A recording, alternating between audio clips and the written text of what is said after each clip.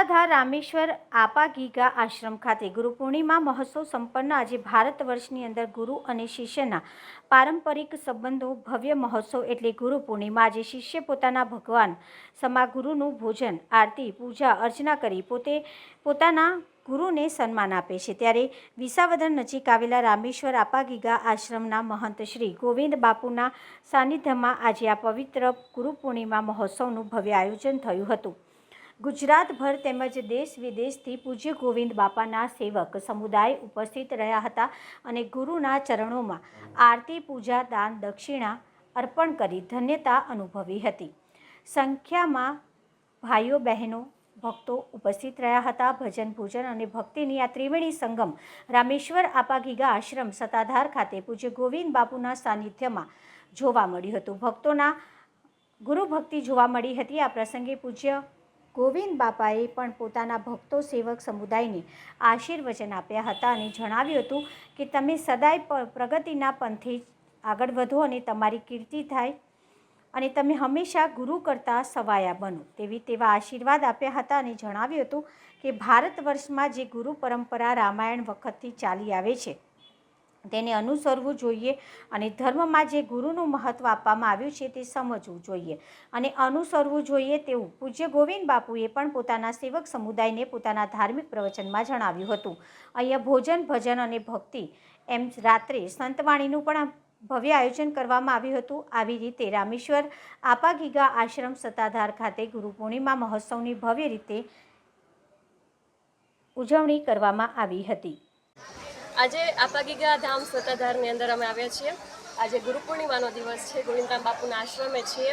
એક આસ્થા અને શ્રદ્ધાનું કેન્દ્ર ગણી શકાય અને તમે અહીં આવો ને એટલે તમને એક અદ્ભુત અનુભૂતિ થાય અને એમાંય ગુરુ પૂર્ણિમાના દિવસે લોકમેળો ઉમટ્યો હોય ને એવું તમને લાગે, કારણ કે હરેક ગુરુના શિષ્યો અને અહીંયાના જે ભક્તો છે બધા આવે છે, ગુરુ પૂજન થાય છે।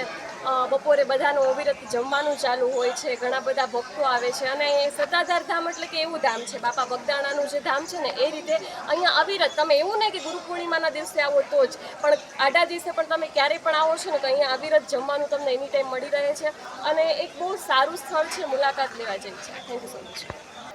ગુરુ પૂર્ણિમાનો દિવસ છે અને ગુરુ પરંપરા જે આપણે ઋષિઓ થઈ ગયા છે, વ્યાસ મુનિ એમના જે પરંપરા